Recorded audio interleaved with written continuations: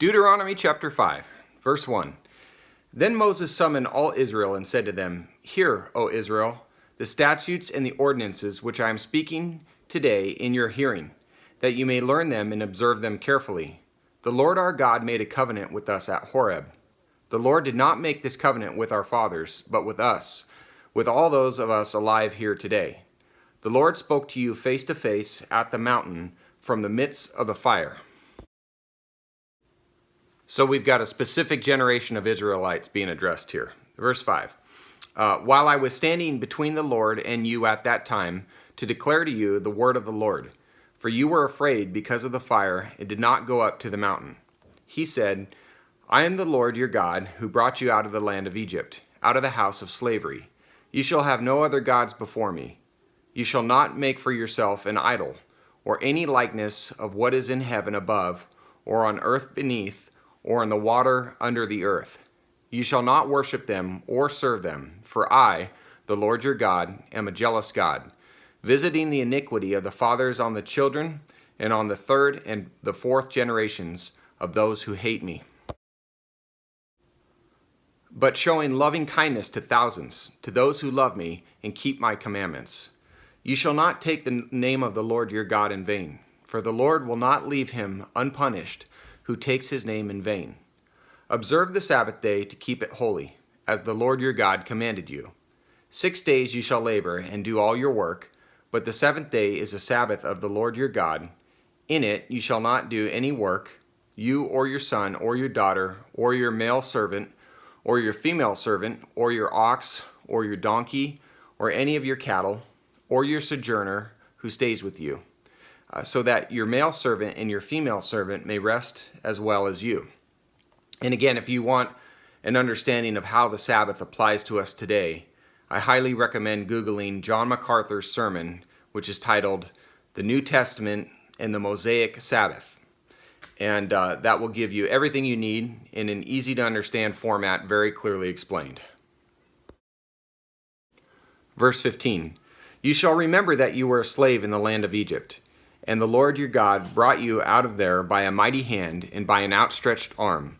Therefore the Lord your God commanded you to observe the Sabbath day. Honor your father and your mother, as the Lord your God has commanded you, that your days may be prolonged, and that it may go well with you on the land which the Lord your God gives you. You shall not murder, you shall not commit adultery, you shall not steal, you shall not bear false witness against your neighbor. You shall not covet your neighbor's wife, and you shall not desire your neighbor's house, his field, or his male servant, or his female servant, his ox or his donkey, or anything that belongs to your neighbor, including his Lamborghini. Verse 22. These words the Lord spoke to all your assembly at the mountain from the midst of the fire, of the cloud, and of the thick gloom, with a great voice, and he added no more. He wrote them on 2 tablets of stone and gave them to me. And when you heard the voice from the midst of the darkness, while the mountain was burning with fire, you came near to me, all the heads of your tribes and your elders.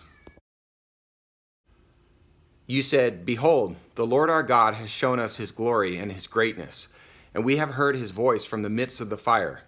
We have seen today that God speaks with man, yet he lives. Now then, why should we die? For this great fire will consume us. If we hear the voice of the Lord our God any longer, then we will die. For who is there of all flesh who has heard the voice of the living God speaking from the midst of fire, as we have, and lived? Go near and hear all that the Lord our God says.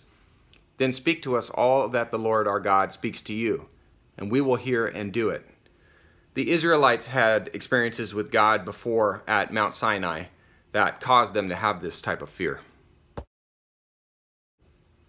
The Lord heard the voice of your words when you spoke to me, and the Lord said to me, I have heard the voice of the words of this people which they have spoken to you. They have done well in all that they have spoken.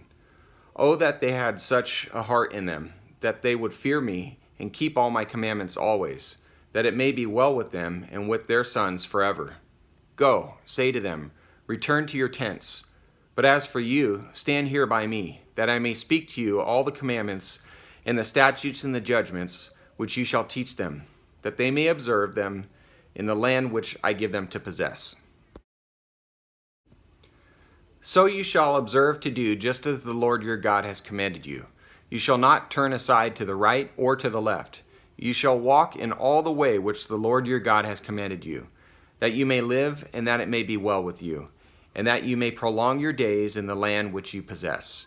And this reminds me of a passage in the New Testament from 2 Timothy chapter 2, verse 19, which says, "Everyone who names the name of the Lord is to abstain from wickedness." And today is our day. This talking about it, God's word in our minds, and is God reminding us to walk like that. So may we do it together and encourage one another. Alrighty. Well, God bless you guys. Have a wonderful day, and I'll hopefully see you tomorrow. Take care.